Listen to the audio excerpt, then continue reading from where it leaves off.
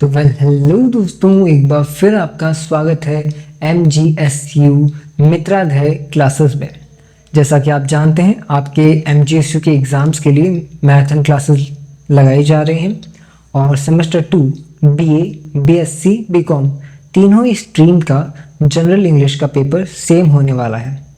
Semester 2 में अगर आपने जनरल हिंदी का पेपर पहले दिया है तो आपको जनरल इंग्लिश देने की ज़रूरत नहीं है, पर आपने जनरल हिंदी सेलेक्ट नहीं किया तो आपने जनरल इंग्लिश का पेपर आपको देना होगा। तो शुरू करते हैं marathon class part 1 general English semester 2। फटाफट से एक बार सेमेस्टर 2 जनरल इंग्लिश का सिलेबस देख लेते हैं अपन। यूनिट 1 में हमें phonetics, introduction, symbols, speech sounds, word stress, intonations and prefixes and suffixes, parts of speech. Unit 2 में क्या दिखता है? यूनिट 2 में sentence patterns, determiners, tenses, modals और कॉन्कर्ड। यूनिट 3 के अंदर एक्टिव पैसिव, डायरेक्ट इनडायरेक्ट, जो एक्टिव पैसिव वॉइस है, डायरेक्ट इनडायरेक्ट है, simple to complex compound sentences और declarative to negative interrogative sentences. ये हमारा सिलेबस है। यूनिट 4 के अंदर क्या है? Comprehension of unseen prose and passage, यानी आपके अनसीन पैसेज भी आने वाला है जिसे हम फ्री के नंबर कहते हैं, है ना। बट उसके लिए भी कुछ ट्रिक्स लेके आएंगे हम अनसीन पैसेज के लिए भी। रीडिंग एंड प्रोफ्रेंसिंग पोएम, जो आपके प्रोफ्रेजिंग पोएम्स हैं उनको अपन किस तरीके से पैराफ्रेजिंग बाय मिस्टेक ये ओ पढ़ा गया, ये एक्चुअली में ए था। Reading and paraphrasing a poem, expansion of an idea, ठीक है, ईडियम, प्रोवर्ब, स्टेटमेंट, ये जो आपके यूनिट 4 के अंदर आने वाले हैं। यूनिट 5 के अंदर क्या मिलेगा? Technical scientific writing. देखिए, कंटेंट राइटिंग है, ईमेल्स है, ब्लॉग्स है, डायलॉग राइटिंग है, रिपोर्ट राइटिंग है। इनकी भी बहुत सारी मित्राध्याय स्पेशल ट्रिक्स हैं कि किस तरीके से आप इजी वे में रिपोर्ट लिख सकते हैं, किस तरीके से आप डायलॉग लिख सकते हैं। ठीक है, चलिए फिर यूनिट 1 को स्टार्ट करते हैं। हम यूनिट वाइज चलेंगे एंड देन आपको मॉडल पेपर भी मिलेगा, उसकी PDF आपको टेलीग्राम पे मिल जाएगी, तो टेलीग्राम चैनल को ज्वाइन कर लीजिए। और अभी तक यूट्यूब को सब्सक्राइब नहीं किया तो यूट्यूब को सब्सक्राइब कीजिए, बेल आइकन को ऑन कीजिए ताकि टाइम टू टाइम आपको हमारी क्लास का नोटिफिकेशन मिलता रहे। तो चलिए स्टार्ट करते हैं फटाफट से। Phonetics and morphology. देखिए, फोनेटिक्स क्या है? अ स्टडी ऑफ स्पीच साउंड्स, यानी कि ध्वनियों के उच्चारण को सुनने का अध्ययन ही क्या कहलाता है? फोनेटिक्स कहलाता है। देखिए, it tells how sounds are produced and heard, यानी कि किस तरीके से साउंड बनती है, किस तरीके से सुनी जाती है। सिंपल वे में इसका मतलब है कि आवाज़ को सही से सुनना और सही से बोलना ही फोनेटिक्स कहलाता है। ठीक है, और उसका जो अध्ययन है ये फोनेटिक्स उसका अध्ययन करता है। चलिए, फोनोलॉजी। फोनोलॉजी क्या है? Study of sound patterns in a language, यानी कि भाषा में जो ध्वनियों का नियमों का अध्ययन है, उसका जो प्रयोग है, उसको पैटर्न्स को अध्ययन किया जा रहा है। ठीक है, phonetics is about producing sounds, phonology is about using them in words, यानी कि आपको परिभाषा दी गई है। ठीक है, आपको अगर फिलिंग द ब्लैंक्स में पूछा जा सकता है, phonetics is about producing sounds, phonology is about using them in words. English sounds की अगर बात करें तो 26 लेटर्स हैं बट 44 साउंड्स वो प्रोड्यूस करते हैं। ठीक है, 20 वॉवल्स हैं और 24 कॉन्सोनेंट्स हैं, यानी स्वर और व्यंजन। ठीक है, स्वर जैसे मैंने आपको बता दिया, वॉवल्स तो air comes out freely without any block, जो हमारी हवा है वो बिना रोके, मतलब जो हवा बिना रोके मुंह से निकलती है। अगर हम क्या कहें कि हवा को रोक के बिना मुंह से निकल जाती है। 20 वॉवल्स साउंड्स इन टोटल। देखिए, 12 प्योर वॉवल्स हैं और 8 डबल वॉवल्स हैं, जैसे कि अ, आ, ई, उ हिंदी के अंदर होता है ना, तो अ जो है वो सिंगल प्योर वॉवल है, आ जो है वो डबल वॉवल है, यानी उसमें एक मात्रा लग रही है। ठीक है, एग्जाम्पल के लिए pure vowels I, E, A, O, U, और double vowels A I, A U, O I, E I. ठीक है, आगे चलते हैं अपन। एक्चुअली थोड़ा बाहर बारिश हो रही है, उसका आपको साउंड आ रहा होगा। कॉन्सोनेंट यानी व्यंजन। ये व्यंजन क्या है? एयर इज पार्टली और फुल्ली ब्लॉक्ड व्हाइल स्पीकिंग, यानी कि बोलते समय हवा को कुछ देर के लिए रोका जा सकता है, यानी हवा जो आपकी एयर है, मुंह की जो हवा निकल रही है वो हवा बाहर नहीं आएगी जब आप इनको बोलेंगे। जैसे कि आप ट्राई कीजिए पी बी टी डी के जी एफ, जब आप जी बोलेंगे जी तो आपको बाहर निकल रही हवा नहीं निकलती है, इसलिए ये एयर टाइट होते हैं, एयर ब्लॉक्ड कर देते हैं। 24 consonant sound in English. Voiced and voiceless sounds, स्पष्ट व मुक्त ध्वनियाँ। देखिए वॉइस्ड साउंड क्या होते हैं, व्हेन थ्रोट वाइब्रेट्स, जो आपका थ्रोट यानी गला है वो जब वाइब्रेट करता है, कंपन, ठीक है। आप जैसे कि कुछ बोलिए, मैं आपको इसमें वॉइस लिखा ना, ये बी डी, बी बोल के देखिए, बी बोलते हैं तो आपका गले के अंदर कंपन होता है, ये वाइब्रेट होता है। और वॉइसलेस साउंड्स क्या होते हैं, when throat does not vibrate, जब आपका गला वाइब्रेट ना करे। तो आप एक काम कीजिए, एस बोलिए, एस बोलेंगे तो वाइब्रेट नहीं होगा, एस नहीं हो रहा। लेकिन वहीं आप जी बोलिए, जी होने पे हल्का सा वाइब्रेट महसूस होता है, आपके गले को टच करके आप चेक कर सकते हैं। ठीक है, आगे चलते हैं अपन फटाफट से। मॉर्फोलॉजी, ठीक है, मॉर्फोलॉजी क्या है, स्टडी ऑफ वर्ड फॉर्मेशन। ये जो वर्ड का फॉर्मेशन है उसको स्टडी करना ही मॉर्फोलॉजी कहलाती है। एंड मॉर्फोलॉजी के अंदर शब्दों के बनने का अध्ययन होता है। Word are formed with prefix plus root plus suffix. ये प्रीफिक्स सफिक्स के बारे में आगे हम बात करने वाले हैं, ठीक है। यहाँ पे आपको थोड़ा सा एग्जाम्पल देखने को मिल गया है, अनहैप्पी, केयरलेस, ओके। और रूट क्या होता है, रूट वो वर्ड होता है जिसके अंदर कुछ भी ना प्रीफिक्स लगा हुआ है ना सफिक्स लगा हुआ है। जो सिंपल वर्ड है जैसे केयर, हैप्पी, ये रूट है, जड़ है, मेन वाक्य है।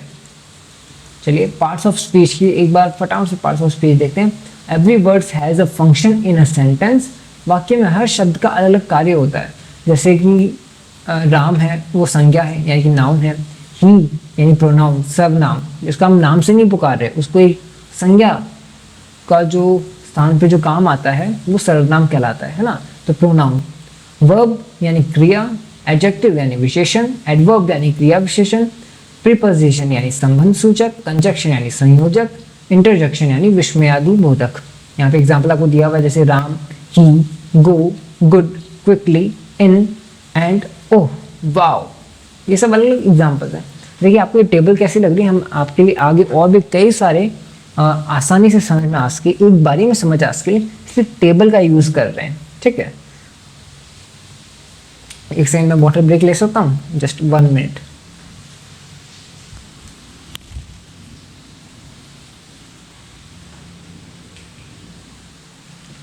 ओके, कंटिन्यू करते हैं आगे। चलिए, वर्ड स्ट्रेस यानी शब्द बल, उच्चारण बल, ये क्या कहलाता है। तो देखिए मीनिंग, अर्थ समझते हैं इसका। स्ट्रेस मीन्स एक्स्ट्रा फोर्स और emphasis on a part of a word while speaking. यानी कि जब किसी शब्द के एक किसके सैलेबल यानी भाग को जोर देकर बोला जाए तो उसे वर्ड स्ट्रेस कहते हैं। तो देखिए क्या होता है कि आप एक वर्ड है, उस वर्ड के एक छोटे से टुकड़े पे, एक छोटे से भाग पे ज़्यादा जोर दे रहे हैं, स्ट्रेस दे रहे हैं, खींच रहे हैं उसको। बोलते हैं ना कि इस वाक्य को क्यों खींच रहा है, उस शब्द को कितना क्यों खींच रहा है, तो आप उसको ज़्यादा जोर से खींचते हैं, जोर दे के बोलते हैं, तो वर्ड स्ट्रेस कहलाता है, शब्द बल कहलाता है। यानी कि टेबल, टेबल के अंदर नॉर्मल वर्ड है टेबल, जिसके अंदर लिखने के ऊपर तो TA ये मेन है, बट जो स्ट्रेस दिया जा रहा है वो दिया जा रहा है TA, टेबल, टेबल, टे पे आ रहा है। वैसे ही आप देखिए रिकॉर्ड, ओके, रिकॉर्ड एक नाउन है जिसके अंदर सबसे ज़्यादा बोल के देखिए एक बार, रिकॉर्ड, कॉर्ड, कॉर्ड, कॉर्ड के ऊपर स्ट्रेस दे रहे हैं। प्रेजेंट, प्रेजेंट यानी कि वो अभी नाउन वाला, ठीक है, आपका नाउन वाला अगर प्रेजेंट, प्रेजेंट, प्र के ऊपर आ रहा है स्ट्रेस, वो प्रेजेंट, जेंट आपका यानी कि वो गिफ्ट वाला, तो जेंट के ऊपर आ रहा है, सेकंड का पार्ट के ऊपर स्ट्रेस आ रहा है। आप इसको थोड़ा सा एग्जांपल के थ्रू अच्छे से समझ जाओगे, है ना। चलिए आगे चलते हैं। इनोटेशंस यानी स्वर लय, जो इंटोनेशंस हैं वो किस तरीके से होते हैं। देखिए intonations meaning the rise and fall of voice while speaking, यानी बोलते समय आवाज़ का ऊपर नीचे जाना, यानी जो आपकी टोन है। इंटोनेशंस, देखिए इसमें आपके वर्ड ही टोन लिखा हुआ है, इन हटा दीजिए और फिर आप पढ़िए इसको, टोनेशन है ना, इन लगा दो वापस, अब इंटोनेशन कहलाता है। It shows feeling, emotions and attitude of the speaker. देखिए इनोटेशन से होता क्या है, इंटोनेशन से आप एक वाक्य पढ़ रहे हैं, एक पूरा सेंटेंस बोल रहे हैं और कहीं पे आप स्वीट हो जाते हैं, कहीं पे आप जोर दे देते हैं, तो इससे आपके भाव पता चलते हैं कि आप बोल क्या रहे हो एक्चुअली में।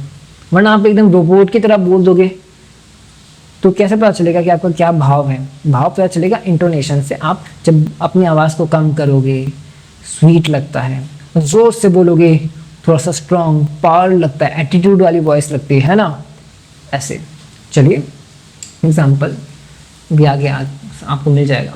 Helps other understand the meaning and emotion clearly, ठीक है। Changes statement into questions, make speech natural and expressive. Natural लगती है इससे स्पीच, वरना आज रोबोट है, एआई है, उसकी स्पीच नेचुरल नहीं लगती इतनी, ठीक है। हाँ हो सकता है आने वाले टाइम में एआई इसको बीट कर जाए, बट अभी के लिए क्या है, जो नेचुरल वॉइस है वो आपके इंटोनेशंस के थ्रू ही अच्छे से डिलीवर होती है। प्रीफिक्स यानी कि उपसर्ग, हिंदी में उपसर्ग होता है। A prefix is a group of letters added before a word to change its meaning. यानी प्रीफिक्स वो अक्षर या भाग है जो शब्द के आगे लगकर अर्थ बदल देता है, ठीक है। एग्जाम्पल अगर देखते हैं अपन, जैसे कि आपके हैप्पी है, हैप्पी के अगर अपन आगे अपन अन लगा दें, अन का मतलब क्या होता है, नॉट। हैप्पी के आगे अन लग जाएगा तो क्या हो जाएगा, नॉट हैप्पी, अनहैप्पी। वैसे ही डिस, जो एग्री है, एग्री के आगे अपन लगा देंगे डिस। डिस का मतलब क्या होता है, ऑपोजिट। तो डिस के आगे, सॉरी, एग्री के आगे डिस लगने से वो हो जाएगा डिस एग्री, यानी कि नॉट एग्री। जैसे कि आपके राइट है, राइट के आगे अपन लगा दें री। री का मतलब होता है अगेन, ओके। तो री राइट, री राइट का मतलब क्या, राइट अगेन। आगे बात समझ में, आप इसको टेबल को अच्छे से देखिए एक बार, आपको अच्छे से समझ में आ जाएगा कि क्या कहना चाह रहा हूँ मैं। ये तो सीरियस बात है यार, हम तो उपसर्ग की बात कर रहे हैं, जो हिंदी वाला उपसर्ग है उसको बस इंग्लिश में हमने क्या कहा, प्रीफिक्स। बात करते हैं अपन सफिक्स की, यानी प्रत्यय की, उपसर्ग प्रत्यय है ना। Meaning, a suffix is a group of letters added after a word to form a new word. Suffix वो भाग है जो शब्द के पीछे लगकर नया शब्द बनाता है, ठीक है। एग्जाम्पल के लिए नेस, स्टेट ऑफ बीइंग, नेस का मतलब होता है स्टेट ऑफ बीइंग। काइंड के आगे पीछे लगा, सॉरी, काइंड के पीछे अपन लगा दें तो क्या बनेगा, काइंडनेस। फुल, फुल का मतलब क्या होता है, फुल ऑफ। केयर के पीछे अपन लगा दें तो केयरफुल। और लेस का मतलब होता है विदाउट। होप के पीछे लगा दें तो होपलेस, यानी वो उसके बिना है, होपलेस है, वो तो आशाहीन है। चलिए आपको ये भी समझ में आ गया होगा prefix and suffix. Parts of speech, देखिए पार्ट्स ऑफ स्पीच क्या है, every word in a sentence has, sorry, every word in a sentence has a specific role और फंक्शन। मतलब वाक्य में हर शब्द का एक अलग अलग कार्य होता है। Based on function words are divided into 8 parts of speech. तो 8 पार्ट्स ऑफ स्पीच अपन देख लेते हैं। जैसे कि सबसे पहले नाउन, नाउन यानी संज्ञा। संज्ञा देखिए, संज्ञा क्या हुई, राम, सिटी, बुक की एग्जाम्पल है। फंक्शन क्या है, name of person, place, thing. वैसे प्रोनाउन यानी कि सर्वनाम, he, she, it, used in place of noun. बताया ना कि जो संज्ञा के स्थान पे प्रयुक्त होता है वो सर्वनाम कहलाता है। वर्ब यानी कि क्रिया, यानी कि एक्शन पता चल रहा है। विशेषण यानी कि विशेषता बता रहे हैं, डिस्क्राइब कर रहे हैं नाउन की विशेषता बताई जा रही है। क्रिया विशेषण यानी डिस्क्राइब्स वर्ब एडजेक्टिव, क्रिया विशेषण बताया जा रहा है। यानी कि स्लोली, वेरी स्लो, स्लो एक क्रिया है लेकिन स्लोली बोलते हैं वो क्रिया विशेषण हो गया, ठीक है। संबंध सूचक यानी कि प्रीपोजिशंस, जो आपके संबंध बताता है, इन, ऑन, अंडर। संयोजक यानी कि कंजक्शन, जो आपके वर्ड्स को जोड़ता है, जॉइंस वर्ड सेंटेंसेस, यानी कि एंड, बट, और। अगर बात करें अपन विस्मयादि बोधक यानी इंटरजेक्शंस की, ओह, वाव, अलास, ये एक्सप्रेस करते हैं, फीलिंग्स को एक्सप्रेस करने का काम करते हैं। चलिए फिर आप टेबल को अच्छे से एक बार दोबारा देख लीजिएगा। ये कहाँ पे पूछा जाएगा ये भी आपको बता देता हूँ। ये जो क्वेश्चंस आपको मैं करा रहा हूँ यूनिट 1 का और यूनिट 2 का, ये आपको रिक्स्थान में पूछे जाएंगे। अभी कोई सेंटेंस दिया जाएगा उसको कन्वर्ट करके बताऊँ, इस प्रकार से आपसे पूछा जाएगा, ठीक है। आपके मॉडल पेपर में मैं बता दूंगा, आपको PDF मिल जाएगा, उसमें आपको एक तरह से डेमो मिल जाएगा कि किस तरीके से आपका पेपर आने वाला है, किस प्रकार से आपको प्रश्न पूछा जाएगा। आप तो बस यहाँ पे टॉपिक समझ लीजिए, ठीक है। और यहाँ पे बहुत अच्छे नोट्स बनाए गए। यूनिट 2 यानी यूनिट 1 हमने कंप्लीट कर लिया, यूनिट 2 की तरफ चलते हैं। फटाफट से वीडियो को लाइक कर दो, शेयर कर नहीं किया तो शेयर कर दो, और लाइक तो करके जाना यार जरूर से, ताकि मैं देख के जाऊँ कि हाँ कितने लोगों ने लाइक किया, कितने बच्चों ने लाइव देखा और कितनों ने लाइक किया। इनके बीच में डिफरेंस नहीं होना चाहिए, जितनों ने लाइव देखा है उन्हें लाइक भी करना है, ठीक है। चलिए फिर सेंटेंस पैटर्न यानी वाक्य संरचना। Sentence pattern means the order और arrangement of words in a sentence. Sentence pattern का मतलब है शब्दों का क्रम या ढांचा जिससे वाक्य बनता है। देखिए, एस यानी सब्जेक्ट, वी यानी वर्ब, ओ यानी ऑब्जेक्ट, सी यानी कॉम्प्लीमेंट, ए यानी एडवर्बियल। तो देखिए सब्जेक्ट क्या है, हु डज द एक्शन, जो काम करता है यानी करता। वर्ब क्या है, एक्शन और वर्क यानी जो काम हो रहा है, क्रिया हो रही है, कार्य हो रहा है। ऑब्जेक्ट यानी रिसीवर ऑफ एक्शन, जो एक्शन को रिसीव करता है। कर्म, कर्म कहते हैं ना, क्या फल निकला, या फिर किसके लिए काम किया जा रहा है, किस पर काम किया जा रहा है, जैसे mango book. Complement describe subject object पूरक, एक तरह से कॉम्प्लीमेंट होता है कुछ एक्स्ट्रा के वर्ड, जैसे हम कह सकते हैं हैप्पी, टीचर, लाइक। एडवर्बियल यानी क्रिया विशेषण, adds extra info about place, time, जैसे कि हियर, टुडे। आगे अपन बात करते हैं सेंटेंस पैटर्न में। देखिए कुछ कॉमन सेंटेंस पैटर्न्स होते हैं, जैसे कि एस प्लस वी यानी सब्जेक्ट और वर्ब, उससे क्या बना, बर्ड्स फ्लाई, पक्षी उड़ते हैं। सब्जेक्ट वर्ब ऑब्जेक्ट यानी कि राम ईट्स मैंगो, राम क्या है सब्जेक्ट, वर्ब क्या है ईट्स, ऑब्जेक्ट क्या है mango, Ram eats mango, Ram आम खाता है। Subject verb complement, she is a teacher, teacher क्या है कॉम्प्लीमेंट है। सब्जेक्ट वर्ब और आपकी क्या आया adverbial, he goes to school, तो जो ही है वो है सब्जेक्ट, गोज टू है आपके वर्ब, स्कूल क्या है एडवर्बियल, स्कूल उसकी विशेषता है, वो बता रही है कि वह स्कूल जाता है, ठीक है। जो आपके एडवर्बियल है वो क्या बता रहा है, एडवर्बियल बता रहा है कि वो स्कूल जा रहा है, स्कूल विशेषता है उसकी, ठीक है। फिर अगला है सब्जेक्ट वर्ब ऑब्जेक्ट, फिर क्या आता है अपने सी से कंजंक्शन, ठीक है। Sorry complement, they made him captain, captain उसकी कॉम्प्लीमेंट है, ओके। फिर अपन बात करें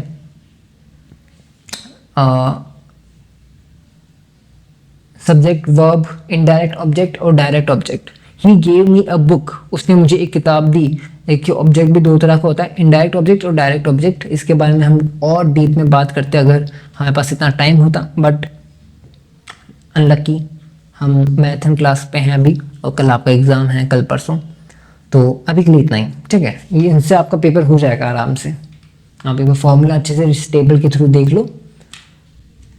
डिटर्मिनर्स निश्चयवाचक शब्द, देखिए मीनिंग क्या होता है इसका, determiners are words used before a noun to show how much, how many और विच वन, यानी कि डिटर्मिनर्स वे शब्द हैं जो संज्ञा से पहले लगते हैं और बताते हैं कौन सा, कितना, क्या, कितना।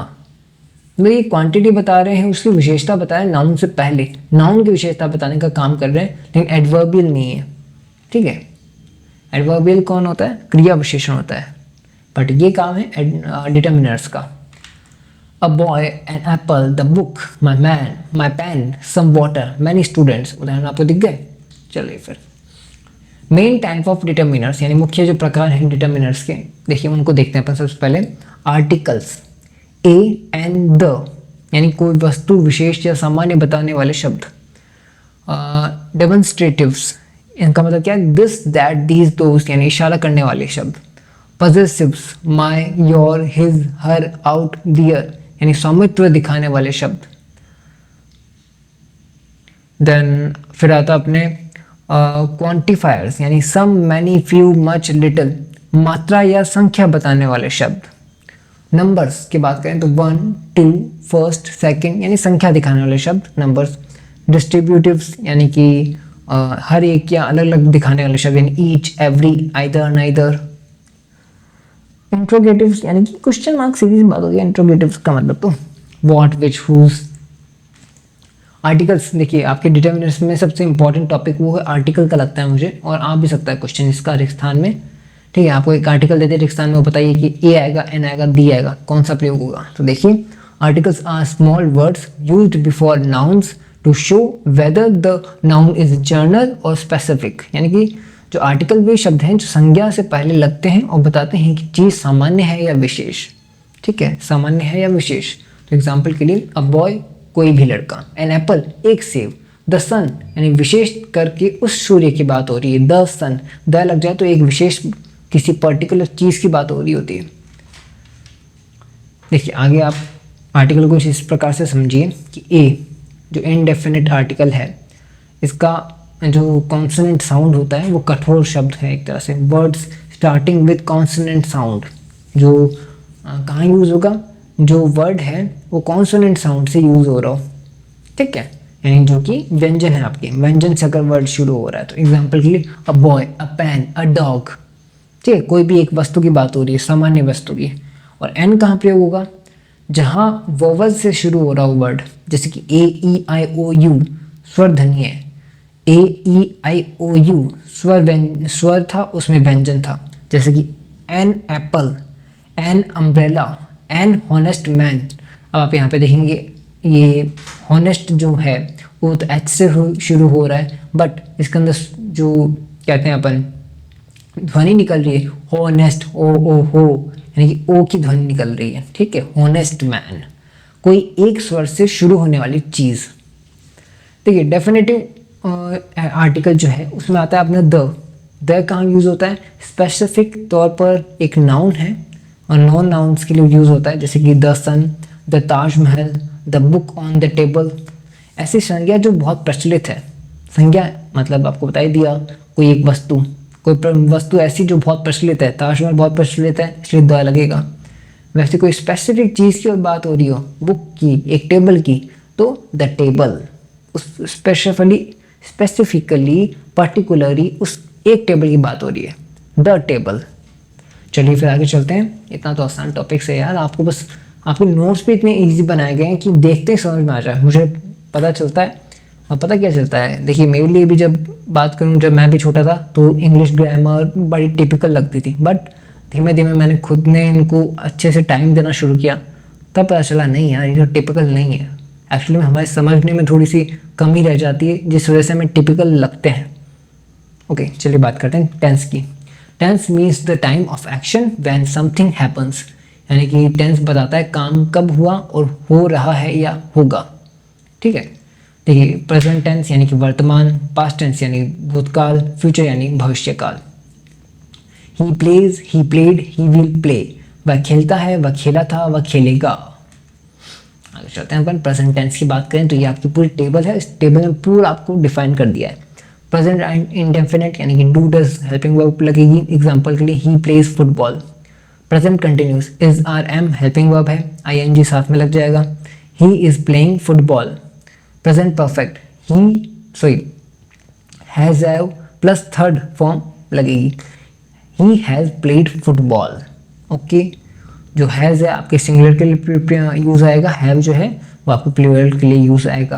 Present perfect continuous, has have been plus ING, he has been playing for 2 hours। Okay चलिए ये कैसे पूछेंगे, तो ये भी आपको रिक्स्थान में पूछेगा। आपको रिक्स्थान में एक हेल्पिंग वर्ब दे दी जाएगी जैसे कि प्ले। अब प्ले को आपको सोचना पड़ेगा कि आप उसे प्रेजेंट इंडेफिनिट यानी कि प्लेस बनाओगे या फिर प्रेजेंट परफेक्ट बनाओगे, यानी कि प्रेजेंट परफेक्ट में क्या बनेगा, हैज़ प्लेड। तो आपको सोचना पड़ेगा उस रिक्स्थान को देखते हुए कि प्ले जो है वो यहाँ पे रिक्स्थान में कैसे यूज़ करूँ, प्रेजेंट इंडेफिनिट के तौर पे यूज़ करूँ, प्रेजेंट परफेक्ट के तौर पर, प्रेजेंट कंटिन्यूस के तौर पर।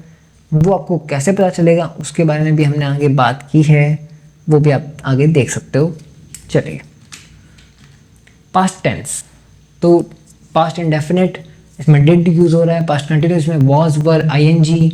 पास्ट परफेक्ट में had plus third form use हो रही है हैड की, and past perfect continuous had been plus ING. He played football, he was playing football, he had played football, he had been playing since morning. यही बात सुनो, हिंदी पढ़ते चलिए। उसने फुटबॉल खेला, वह खेल रहा था, उसने फुटबॉल खेल लिया था, बस सुबह से खेल रहा था, है ना। आप बस वीडियो को पॉज करके चाहे तो अच्छे से पास्ट टेंस और इनको टेबल को चेक कीजिए, इन टेबल को दिमाग में फिट कर लीजिए, आपके बड़ी हेल्पफुल होने वाली है। चाहे तो स्क्रीनशॉट ले लीजिए इसका। आगे चलते हैं। फ्यूचर टेंस यानी कि future indefinite will shell, he will play football. Future continuous will be plus ing, he will be playing. Future perfect will have third form यानी कि ही विल हैव प्लेड, वह खेल चुका होगा। फ्यूचर परफेक्ट कंटिन्यूस यानी कि will have been ing, he will have been playing for 2 hours। Okay चलिए, अब मैंने आपको बताया कि आपको पता कैसे चलेगा रेगिस्तान में कि आपको कौन सा टेंस यूज़ करना है, वो जानने के लिए आपको मित्राधर ट्रिक्स यूज़ करनी होगी। मित्राधर ट्रिक्स, या ऑफ कोर्स मैन, मित्राधर ट्रिक्स आपके लिए लेकर आया है बेस्ट से बेस्ट वे फॉर एग्जामिनेशन। देखिए प्रेजेंट टेंस की बात करें तो इंडेफिनिट आपके डू डज यूज़ होगा, वर्ब की फर्स्ट फॉर्म यूज़ होगी। तो कैसे पता चलेगा आपको? अगर आपके सेंटेंस के अंदर आपको ये टाइम वर्ड्स देखने को मिलता है। कौन सा time word? Always, daily, usually, never, everyday, once a week, universal truth, कोई भी यूनिवर्सल ट्रूथ यानी कि सूरज कौन सी साइड से उगता है? पूरब से उगता है, तो यूनिवर्सल ट्रूथ है। जैसे कि यूनिवर्सल ट्रूथ की बात करूँ, रात को अंधेरा हो जाता है, यूनिवर्सल ट्रूथ है, ठीक है।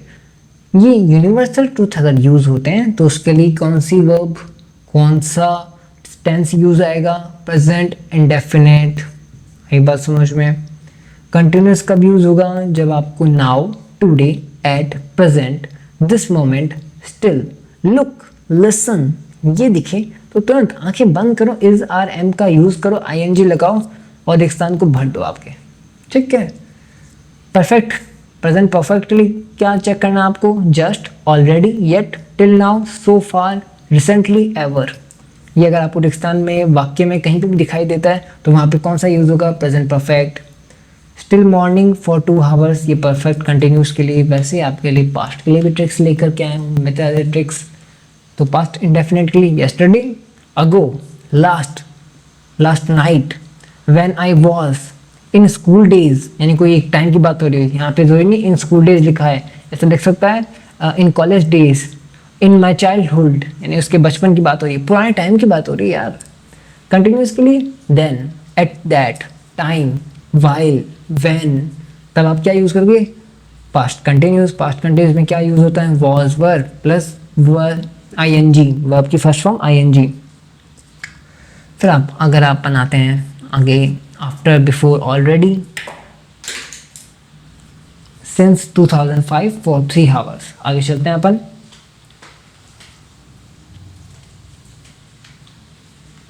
फ्यूचर के अंदर tomorrow, next day, in future, soon, ये प्रेजेंट फ्यूचर इंडेफिनिट को दर्शाते हैं। फ्यूचर कंटिन्यूस के लिए this time, tomorrow, coming days. इस तरीके से आपकी पूरी टेबल आप याद कर लीजिए, इनका स्क्रीनशॉट ले लीजिए। दोबारा वीडियो को एक बार लोगे तो टेबल दिमाग में बैठ भी जाएगी, फिट भी हो जाएगी। बस शांति से आराम से इस टेबल को वॉच करो और पक्का आप अच्छा स्कोर करोगे, ठीक है। चलिए मॉडल्स की बात करते हैं, यानी कि सहायक क्रियाएं। Modals are helping verbs used with main verbs to show ability, permission, possibilities, necessity और एडवाइस। देखिए मॉडल वर्ब से वे सहायक क्रियाएं होती हैं जो मुख्य क्रिया के साथ लगकर भावना या उद्देश्य बताती हैं, ठीक है। देखिए पीछे थोड़ी आपको बारिश की आवाज़ आ रही होगी क्योंकि यहाँ पे बारिश हो रही है अभी करंटली। आपके वहाँ बारिश हुई कि नहीं हुई मेरे को ज़रा कमेंट्स करके बताइए, ठीक है। टेबल के थ्रू अगर समझें तो कैन कहाँ यूज़ होता है? एबिलिटी के तौर पर। परमिशन, एबिलिटी यानी क्षमता, परमिशन यानी कि कुछ पूछने के लिए, ठीक है, स्वीकृति के लिए। एग्जाम्पल के लिए आई कैन स्विम, मैं तैर सकता हूँ, एबिलिटी बता रहा है। कुड, एबिलिटी तो है बस पास्ट की एबिलिटी है। और पोलाइट रिक्वेस्ट के लिए यूज़ होता है, यानी कि he could run fast, past की एबिलिटी है कि वह तेज दौड़ सकता था। और अगर पोलाइट रिक्वेस्ट की बात करें तो कुड यू हेल्प मी, क्या आप मदद करेंगे। और मैं की बात करूँ तो परमिशन, पॉसिबिलिटी यानी कि आपके संभावना और परमिशन स्वीकृति हो ही गई। तो मैं आई कमिंग, ये तो अपन सब पूछते ही हैं, क्या मैं अंदर आऊँ। इट मे रेन, बारिश हो सकती है, संभावना जताई गई है। देखिए अभी बारिश हो भी रही है, उदाहरण के अंदर बारिश ही, हर जगह बारिश ही बारिश हो रहा है ना। Might, weak possibility, it might rain today, वापस बारिश आ गई, क्या बात है यार, आज बारिश हो सकती है। अरे भाई हो रही है बारिश, सही संभावना बताइए, इसने भविष्यवाणी कर रहा है ये तो, क्या बात है, पेपर भी भविष्यवाणी करने लग गया, नोट्स भी, है ना। आगे चलते हैं। Shall, promise future offer. तो देखिए शेल क्या करता है, प्रॉमिस करता है, फ्यूचर के लिए, फ्यूचर को बताता है, ऑफर करता है कुछ, जैसे कि आई शैल रिटर्न, प्रॉमिस कर रहा है मैं लौटूंगा, मैं लौटूंगा। शुड यानी कि advice, duty, you should study, तुम्हें पढ़ना चाहिए, एडवाइस दे रहा है, तुम्हें सच में पढ़ना चाहिए यार, तुम्हारा पेपर है, तुम्हें सच में पढ़ना चाहिए, तुम्हारा पेपर है, जल्दी से मैराथन क्लास को अटेंड करो, लाइक करो, शेयर करो। विल, फ्यूचर यानी कि विलिंगनेस बता रहा है, ही विल हेल्प यू, वह तुम्हारी मदद करेगा। विलिंगनेस यानी क्या, किसी के प्रति उसकी क्या कहते हैं उसे, दयालुपन बता रहा है, ठीक है। विलिंगनेस उसकी सहायता को बता रहा है, उसके प्रति उदारता को बता रहा है। कितने वर्ड्स निकल के आ रहे हैं ना, उदारता। वुड यानी polite past habit, would you like T, क्या आप चाय लेंगे, इसमें वुड यूज होगा, ये आपके फ्यूचर के लिए, अभी दी नहीं है, पूछ रहा है क्या आप चाय लेंगे। फिर बात करते हैं मस्ट, तो necessity, strong obligation, ought यानी मॉरल ड्यूटी, नीड का यूज होता है नेसेसिटी के अंदर, नो नेसेसिटी के अंदर, नो नेसेसिटी के अंदर डिडंट, नीड, और आपके एंड के आगे टी लगा दोगे, सॉरी कॉमा लगा के टी लगा दोगे तो नीड नॉट, ठीक है। Dare, dare not used to, past habit के लिए होता है। चलिए आगे चलते हैं अपन। कॉन्कर्ड यानी कि सब्जेक्ट वर्ब एग्रीमेंट, देखिए concord means agreement between subject and verb in number and person. देखिए जब कर्ता और क्रिया में मेल यानी समानता होती है उसे कॉन्कर्ड या सब्जेक्ट वर्ब एग्रीमेंट कहते हैं। समानता, कैसे समानता, तो देखिए सिंगुलर सब्जेक्ट है और सिंगुलर ही वर्ब है, प्लूरल ही सब्जेक्ट है और प्लूरल ही वर्ब है, यही क्या कहलाती है, आपकी कॉन्कर्ड सब्जेक्ट वर्ब एग्रीमेंट कहलाती है। जैसे कि सिंगुलर सब्जेक्ट तो सिंगुलर वर्ब कैसे होगा, ही राइट्स अ लेटर। अब मेरे को बताइए, आप लोग कहेंगे कि सर यहाँ पे सिंगुलर सब्जेक्ट तो है पर वर्ब जो है सिंगुलर नहीं है, प्लूरल है। नहीं भाई, प्लूरल नहीं है यहाँ पे, आपको एस दिखा तो आपको प्लूरल लग रहा है, नहीं, एक्चुअली में ही राइट्स अ लेटर किसी सिंगल पर्सन की बात होती है तो हम ज़्यादातर एस का यूज़ करते हैं। Okay, he writes a letter, उस व्यक्ति को जोर देने के लिए, उस व्यक्ति पर जोर देने के लिए एस का प्रयोग किया गया है, प्लूरल वर्ब का यूज़ कर रहे हैं अपन। एक तरह से लग रहा है आपको प्लूरल, लेकिन वो सिंगुलर वर्ब है एक्चुअली में। शी गोज टू स्कूल, अब आप कहेंगे यहाँ पे भी, हाँ जी यहाँ पे भी, वैसे ही plural subject to plural verb, कैसे, दे प्ले फुटबॉल। अब आप कहेंगे सर दे यानी बहुत सारे, कैसे, प्लूरल तो हो गया पर प्ले के अंदर एस लगाओ क्योंकि वो तो दे हैं, बहुत सारे हैं। नहीं यार, यहाँ पे एस नहीं लगेगा, यहाँ पे आपके एग्रीमेंट क्या कहता है, ये कहता है दे प्ले फुटबॉल, ठीक है। यहाँ पे उन पे जोर देने के लिए अगेन यहाँ पे एस नहीं लगाया जाएगा। Student study hard not studies, it student study hard, okay. चलिए, एंड यानी वाले दो सब्जेक्ट जो प्लूरल वर्ब बनाते हैं, जैसे कि राम एंड सीता, बीच में एंड लग गया तो यहाँ पे दो लोगों की बात हो रही है तो क्या लगेंगे, एस लगा देंगे। फ्रेंड्स, यू एंड आई, बीच में आ गया एंड लग गया यानी दो लोगों की बात हो रही है तो वर हैप्पी, यहाँ पे आपके वर्ड लग गया, हैप्पी लग गया। हैप्पी जो है वो सॉरी आपके प्लूरल सिंगुलर दोनों के अंदर सेम होता है, हैप्पी, हैप्पीज नहीं होगा, ठीक है। कुछ वर्ड्स ऐसे होते हैं जो कि क्या कहते हैं उन्हें अपन, आलोचनात्मक होते हैं, ठीक है, विरोधाभासी होते हैं। प्लूरल नेम्स टाइटल्स यानी कि सिंगुलर वर्ब, कैसे, द यूनाइटेड स्टेट्स। अब आप कहेंगे यूनाइटेड स्टेट्स यानी बहुत सारी, नहीं, यूनाइटेड स्टेट्स नाम के अंदर प्लूरल नेम है, एक्चुअली में लिखा है ना प्लूरल नेम या टाइटल, उसका नाम है ये स्टेट्स, ठीक है। Arabian Nights is a famous book, Arabian Nights से डोरेमोन याद आ गया। चलिए, words like each, everyone, everybody, singular verb, यानी कि each student is a present, everyone likes music, कई लोगों की बात हो रही है बट फिर भी यहाँ पे एस लगाया गया, एवरीवन लाइक्स म्यूजिक, ईच यानी एक जने की बात हो रही है, प्रत्येक की, तो student is present. Distances, weights, sum of money, singular verb, यानी कि 500 rupees is a big amount.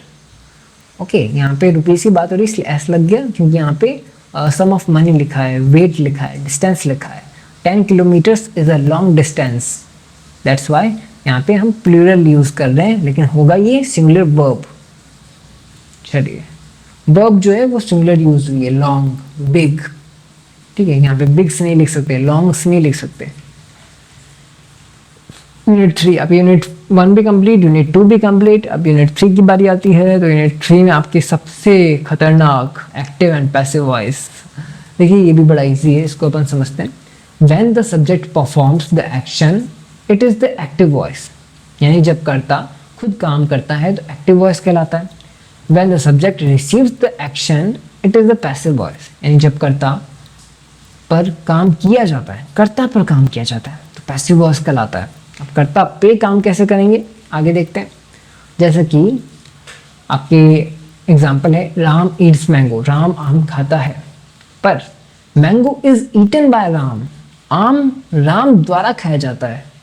यहाँ पे ऑब्जेक्ट के ऊपर ज़्यादा फोकस हो रहा है, राम के ऊपर फोकस नहीं हो रहा, तो ये क्या हुआ, पैसिव वॉइस हुआ, mango is eaten by Ram. Okay, चलिए फिर आगे चलते हैं, अपन समझते हैं। देखिए क्या करना है आपको, ये आपकी एक ही टेबल में मैंने पूरा समझा दिया। प्रेजेंट इंडेफिनिट है, he writes a letter is written by him. Past indefinite है, ही रोट अ लेटर, तो कन्वर्ट करनी, a letter was written by him.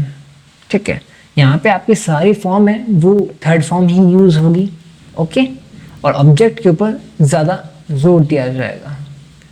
तो future indefinite, he will write a letter, तो a letter will be written by him. आपके बता दिया मैंने कि भाई जो फॉर्म है वर्ब की, वो वर्ब की थर्ड फॉर्म यूज़ होगी।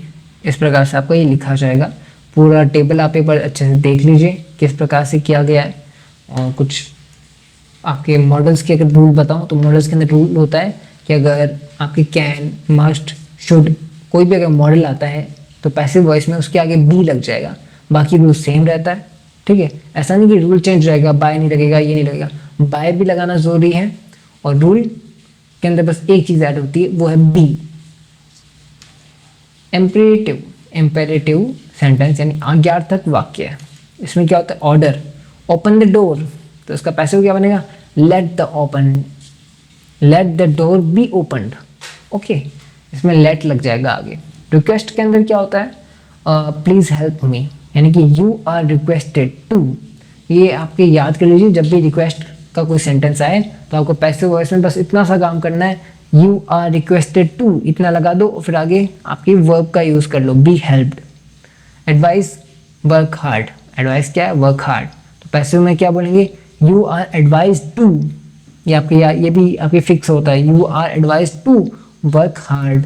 नेगेटिव की बात करें तो do not waste time, let not time be waste. ठीक है,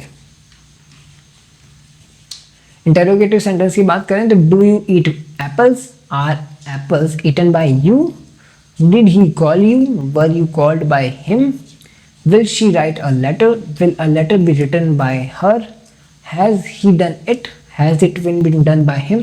एक्चुअली में देखिए, पहली बार जब हम मॉडल्स को इनको देखते हैं तब बड़ा टिपिकल होता है, और अभी तो हम क्या कर रहे हैं, जस्ट एग्जाम से पहले देख रहे हैं मॉडल्स, इनडायरेक्ट स्पीच, आपके टेंसेस, तो आपको थोड़ा टिपिकल लग सकता है, बट अभी हम एग्जाम के तौर पे देख रहे हैं तो आपको सिर्फ छोटा छोटा तरीके से शॉर्ट नोट्स में समझा रहे हैं, वरना मैंने इनके इतने अच्छे पीडीएफ्स बना रखे हैं, नोट्स बना रखे हैं, तो अगर टाइम मिलता तो मैं आपको वो अच्छे से करा पाता, बट अभी टाइम इतना नहीं है मेरे पास। बट अगले सेमेस्टर वालों तब आपको अच्छे से कराएंगे, तो आपको हर एक ग्रामर का टॉपिक अच्छे से कराया जाएगा। बड़े ही प्यार से मैंने नोट्स बनाए थे। ये नोट्स तो समझिए, ग्रामर वाले नोट्स मैंने 1-1.5 साल पहले ही बना लिए थे जब मैं कॉलेज में था। ठीक है, तब उस दौरान मैं नोट्स पे प्रिपेयर करना मैंने तभी से स्टार्ट कर दिया था। चलिए आगे बात करते हैं। Direct and indirect speech. देखिए direct speech when we repeat the exact words of a speaker, जब हम किसी के ठीक शब्दों को उसी तरह दोहराते हैं तो उसे डायरेक्ट इनडायरेक्ट स्पीच कहते हैं। डायरेक्ट स्पीच क्या होती है? He said I am fine, उसने कहा, वह कहता है मैं ठीक हूँ। बट इनडायरेक्ट स्पीच क्या कह रहा है? He said that he was fine, वह कह रहा था कि वह ठीक है। ऐसे तो कहोगे ना कि वो, अरे यार जैसे मैं आपसे कहता हूँ कि आपको ये काम करना है, तो आप ये बात किसी और को कैसे कहोगे कि हाँ सर ने कहा था कि आपको ये काम करना है। बस आपने मेरी बात को वही रखा, लेकिन किसने कहा था, क्या कहा था, उसको थोड़ा सा अलग वे में बताया। वही बात हो रही है। He said I am fine, he said that he was fine. तो इसके कुछ नियम हैं, नियम फटाफट से देख लो। डायरेक्ट के अंदर क्या होता है? सिंपल प्रेजेंट सिंपल पास्ट में बदल जाता है, प्रेजेंट कंटिन्यूस पास्ट कंटिन्यूस में बदल जाता है, यानी बस एक टेंस आगे बढ़ना है, बाकी सब सेम है। परफेक्ट का परफेक्ट है लेकिन प्रेजेंट का पास्ट हो गया, परफेक्ट कंटिन्यूस का परफेक्ट कंटिन्यूस ही है बट प्रेजेंट का पास्ट हो गया। सिंपल पास्ट पास्ट परफेक्ट में बदल गया, past continuous past perfect continuous में बदल गया। फ्यूचर फ्यूचर का तो सिंपल सा रूल है, वुड और विल और शैल आएगा उसको वुड और शुड कर दो, कैन आएगा कुड कर दो, मे आएगा माइट कर दो। तो बस एक स्टेप आगे बढ़ना है टेंस के अंदर भी और मॉडल्स के अंदर भी। जैसे कैन के बाद कुड आता है तो आगे बढ़ गए, मे के बाद माइट आता है आगे बढ़ गए। ये आपका टेंस का रूल रहने वाला है। प्रोनाउन का कुछ रूल ऐसे है कि आई का ही शी हो जाता है, मी का हिम हर हो जाता है। ये आपके first person second person third person इसके ऊपर डिपेंड करता है।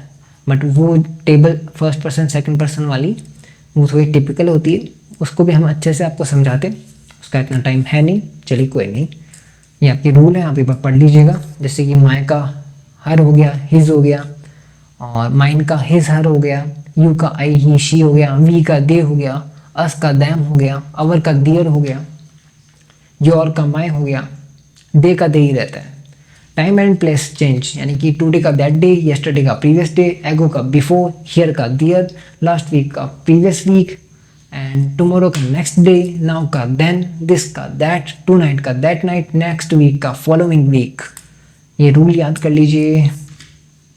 आगे चलते हैं। Direct speech. He said I am reading a book, उसने कहा मैं किताब पढ़ रहा हूँ।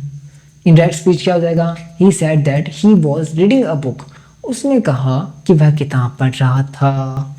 आई बात समझ में? देखो यहाँ पे क्या हुआ, हमने सबसे पहले तो कॉमा हटाई, ये रूल है इसका, कॉमा हटा दो, तो कॉमा हटा दी तो he said that he was, इतना लिख देना आपको, यानी कि जो आपके कॉमा हटा करके आपको क्या करना है, सैड लिख देना है और फिर दैट लिख देना है।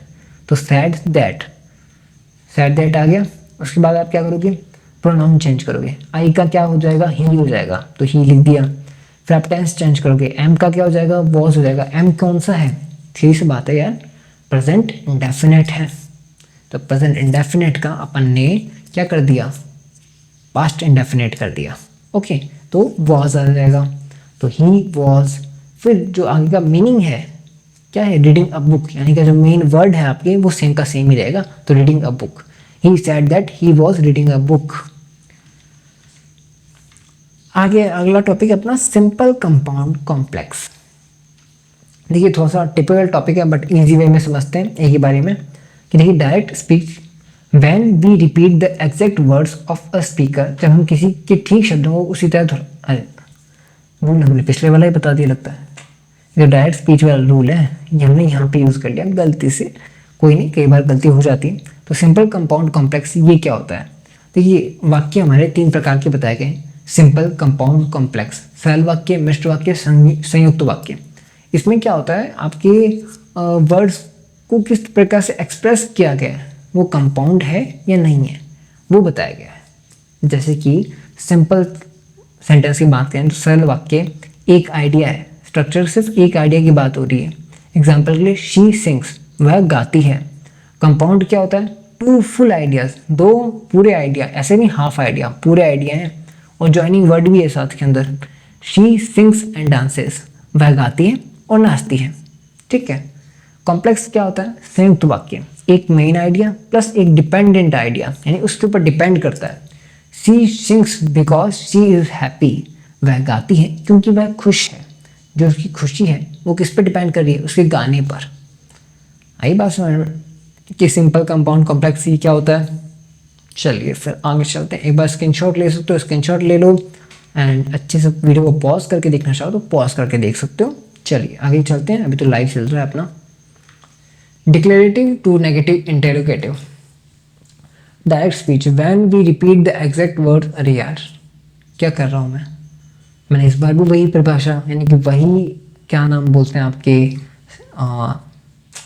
स्ट्रक्चर वही बता दिया आपको, डायरेक्ट इनडायरेक्ट स्पीच वाला ही। कोई ना, टेबल चेंज होगी, आप टेबल से समझ जाओगे। तो डिक्लेरेटिव टू नेगेटिव इंटरोगेटिव ये क्या होता है? ये वर्णनात्मक, नकारात्मक, प्रश्नवाचक, ये अलग अलग प्रकार के कुछ 3 सेंटेंस हैं जो आपके रिक्स्थान के अंदर पूछा जाएगा और कन्वर्ट करने को बता सकता है कि डिक्लेरेटिव सेंटेंस उसको नेगेटिव कन्वर्ट कीजिए या फिर इंटरोगेटिव कन्वर्ट कीजिए। जैसे कि फॉर्मूला है subject verb object, he is a student, ये है आपके declarative student, sorry declarative sentence. Student क्या है? उसका डिक्लेयर कर रहा है कि हाँ वो स्टूडेंट है, वर्णन कर रहा है उसके बारे में। नेगेटिव क्या होता है कि he is not a student, उस वर्णन को काट रहा है, उसको मना कर रहा है कि नहीं वो तो स्टूडेंट है ही नहीं, विद्यार्थी है ही नहीं। इंटरोगेटिव क्वेश्चन मार्क पैदा कर रहा है उसके वर्णन पर, उसमें हेल्पिंग वर्ब पहले लग जाती है, आपकी जो हेल्पिंग वर्ब है वो पहले लगती है। जैसे कि इज़ ही अ स्टूडेंट, क्या वह विद्यार्थी है। आई बात समझ में? आपके यूनिट 1, यूनिट 2, यूनिट 3 तीनों ही यूनिट का सारा टॉपिक कवर कर दिया गया है। अब आपके पार्ट 2 लेकर आएंगे हम, जिसके अंदर आपको यूनिट 4, यूनिट 5 का बचा हुआ मटेरियल बता दिया जाएगा। यूनिट 4 और 5 में आपके टॉपिक तो बड़े छोटे छोटे हैं, बड़े इजी भी लगते हैं कि ब्लॉग्स ही तो लिखने हैं, रिपोर्ट राइटिंग की तो करनी है, ईमेल ही तो लिखना है, बट नहीं, वो भी नंबर उसके जुड़ते हैं, बड़े वैल्यू वाले नंबर हैं वो। तो अगर आप अच्छे से उसकी क्लास लेंगे तो वो नंबर आपके पूरे में से पूरे आएंगे, तो आपकी ही फ़ायदा है ना। चलिए फिर आज की वीडियो इतना ही। आप MGST मित्रालय को फॉलो करते रहिए। अभी तक आपने फॉलो नहीं किया तो फॉलो कर लो, बेल आइकन को ऑन कर लो। टेलीग्राम की लिंक आपको नीचे डिस्क्रिप्शन में मिल जाएगी, मॉडल पेपर हम आपको प्रोवाइड करा देंगे। तो थैंक यू सो मच, धन्यवाद आपका। जय हिंद, जय भारत।